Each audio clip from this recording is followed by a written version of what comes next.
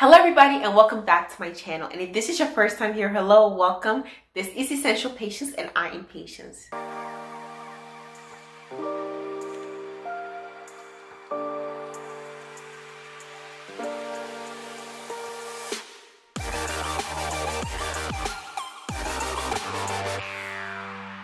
And in today's video, I'll be talking about repurposing products. So I am sure that we've all gotten to a place where maybe we bought a product and then we didn't want to use it for what we bought it for because either it didn't work for us that way or we just bought something else that works better. So either way, we have this product, we're not using it for its intended purpose, and we're wondering, should we toss it away or, is there something else I can do with it? And the answer is yes. Do not throw away all of your products. Well, some, if it's like dangerous or it's being recalled or something, of course, toss it away, get rid of it, away. But typically, sometimes there are certain products that we can use for other things that, we didn't think about. So let's go through this list. But before we do, remember to like this video, subscribe to my channel if you haven't already, and ring the notification bell because I post 2 videos a week, Tuesdays and Fridays. So let's get straight into this list. One of the first things is for your unused facial scrubs, because I do know that for some few years now, they've been telling you about not using physical exfoliants on your face. So I'm talking about one of those like really gritty facial exfoliator. Like I don't use them anymore, but when the whole thing about don't use physical exfoliants on your face came out,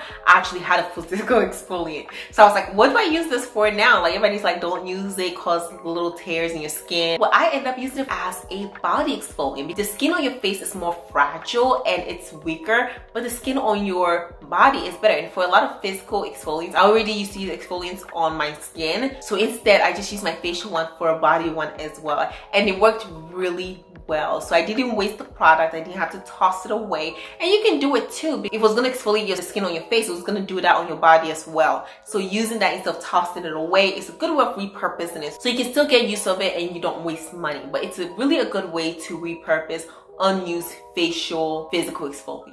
Number 2 is shampoo or conditioner as shaving creams. Now, if you're a person who runs out of shaving cream, so you have like a conditioner that you no longer use or shampoo that you no longer use, you can use this as a shaving cream. It works well. So try it and let me know how it works out for you, because I've seen a lot of people do it. I've tried it before. It works well. And I see absolutely no reason why, if you have a conditioner or shampoo that you can move from, you can't use it just as a shaving cream if you no longer want to use it to put on your hair. It works really well. Good way to just be resourceful and not wasting, like tossing a garbage can because you no longer use it. Just use it as a shaving cream. So number 3, something that I'm still using, which is using conditioner as a form of pre-poo or detangler. So I no longer use Cantu conditioner as a conditioner, but there was a time where I like to buy stuff in bulk. So I ended up buying Cantu conditioner, and I haven't been using them in a while, but over the past year, I started pre-pooing, and so I kept them and I use them as pre-poo, and they work fantastic. So before I wash my hair, shampoo in it,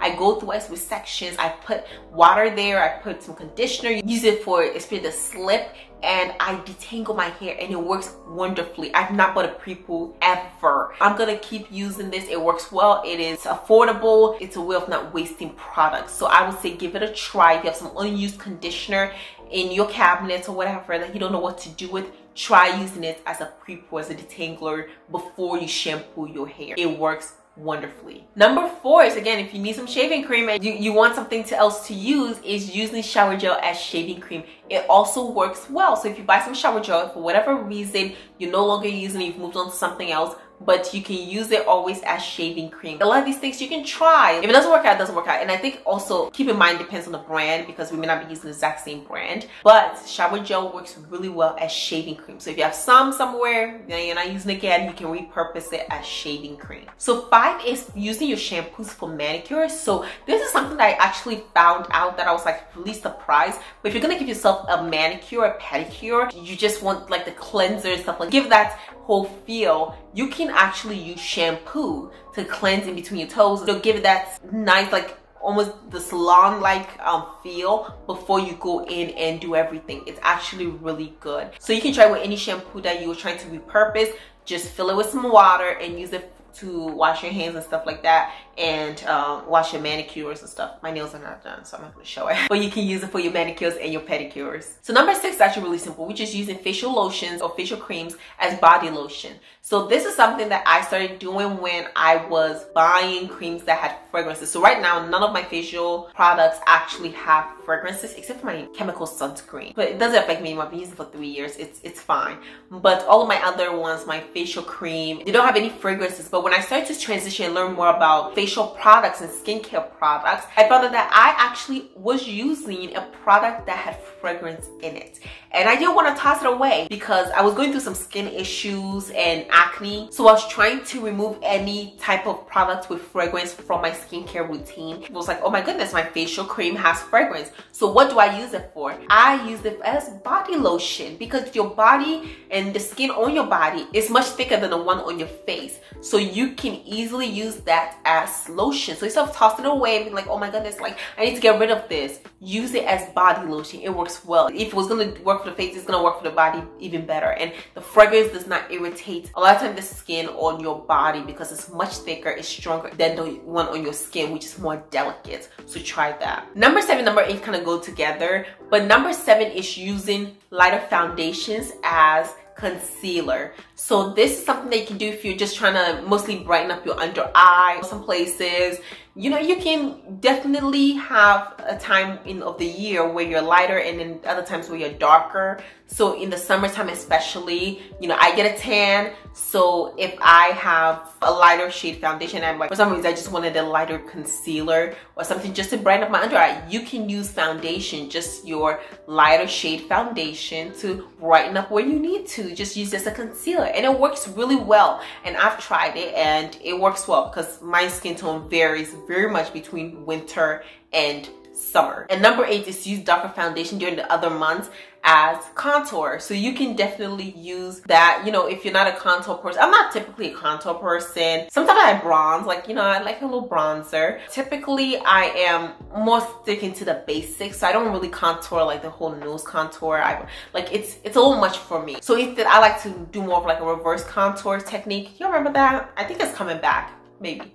But you can use darker foundation as contour instead and just use it. And so when you get lighter in winter time, if you're a person who does, kind of start losing my tan around November. I mean, I live in Texas, so it takes a while, but like around November, it's going back to my winter foundation. If I wanted, you know, contour, just, you know, place that rather bronze, I can use a darker foundation and it works just as well. Number 9 is one that some people will probably be able to relate to, which is when you try to buy sunscreen, especially mineral sunscreen, and it has that white cast. Do you remember? Or it's gray, or sometimes it's even bluish. Can you believe that? I've literally walked around one day at school with like a very ashy cast on my face. And it was not fun. So instead, there's something that you can do if you have one and you don't want to toss it away. So you can always use it on the days that you're going to wear makeup. Always good to have sunscreen under your makeup. And if you're going to be putting on foundation, concealer, and all those things, you have to try it out before you leave. You know, make sure nothing happens during the day and after hours of wearing it. But typically, it'll work just fine if you're putting on your makeup because it's going to go back to being your shade. Definitely try it out that you don't have to waste the sunscreen. So, but instead you can still use it on just the days that you're gonna wear your foundation. Number 10 is what happens when you buy a whole bunch of foundation that just doesn't match your skin tone, or you're that weird in between where it's hard to find one. Mix up all your foundation ones and try and make a shade for yourself. So I do this all the time. Sometimes it's like none of my foundations are like working for me and I like to get as close to my shade as possible. As a black woman, it looks very different. So my neck sometimes matches this versus my hands, and my hands can be very light, very dark. So depending on all of that. But literally just mix up all your foundation. Don't stand up and just go get a new one, but instead you can mix it up to get a good foundation, especially if you're going to be putting on bronzer and concealer. It doesn't matter too much getting the perfect shade because you can kind of work with it and create the illusion of a perfect shade. Lighten it up, darken up, powders, like it helps everything go smoothly. Number 11 is to use facial wash as body wash. Now if you ever switch your facial wash and for whatever reason you don't want to use your facial wash anymore, so let's say that it has fragrance in it, it's not working for you, you bought some and it's just not working, use it as body wash. It's gonna work for your face, it's gonna work for your body, so there's no need to toss it away. I feel like sometimes I've seen people like, well, this is not working for me, like I'm not gonna use it anymore, I'm gonna get rid of it. Use it for something else, and facial wash would work well as body wash. Okay, it was cleanser anyway, and again, the skin on your body is much thicker, much stronger than the skin on your face, so it's gonna work well on there, and it's not going to give you as much sensitivity. So if you're like getting acne or breakouts or anything, more likely than not, it's not going to cause the exact same one on your body. But you know, try it out, and if it does, you know, then get rid of it. Number 8 is using your shampoos or your facial wash to wash your makeup brushes. So if you, again, moving on, want to find a way to wash your makeup brushes, you can use your facial wash, you can use your shampoos. They are cleansers, so they're gonna cleanse it as well. Especially if you could use the same facial wash for your face, then for the brushes it doesn't really matter. That's what you wash your face with anyway. If it's something that you've moved on from, you know, again, you can just wash it. It's just gonna work well. There's no big thing about it. It's just a cleanser, so it's gonna just cleanse your makeup brushes. And last but absolutely not the least is something that I found that it's been working so well for me. Some people use toners, some people don't. But if you have a toner that you're moving on from or you're no longer using, because I used to use this toner and then I found I had like, I think witch hazel or something else. It had some stuff in it that I was just like, again, moving on from. So right now I use the Ordinary, and I still use this one for the exact same thing. It's for your underarms. Like one of those people like me who's trying to switch to like natural deodorants, especially. But even if you're not, if you're using regular deodorants, you can use toners for under your arms, and it works really well in the morning or evening time. Over a continuous use, it's supposed to even get better and better. I've been doing this for over a year now. I can say great results. It's been really beneficial. I've used it like even after that toner finished, I continued to use it like my regular toner. So what I do is like, you can either put on a cotton pad or, you know, after you, I guess if you use a rug that, you know, to dry your face, you can use it after that to like pour a little bit on there, do it under your underarm, and then put deodorant. Some people have reported like it was so good that they stopped wearing deodorant altogether. I believe Texas is too hot for that, so I definitely still use deodorant. But I can tell you it's definitely a good result. So try it and let me know. Video's coming to an end. Let me know in the comment section, have you done any of these? Have you tried any of these? And how do you repurpose products that you're no longer using, you've moved away from? Or are you one of those people that just throw in the garbage bin? And how are you gonna do it now? Which one are you gonna try? Which one have you tried? And if you do try them, what are the results? So thank you so much. Like, comment, and subscribe to my channel. And remember to ring the notification bell because I post 2 videos a week on Tuesdays and on Fridays. Come on over because the conversation is always great. Thank you, and I'll see you next time. Bye.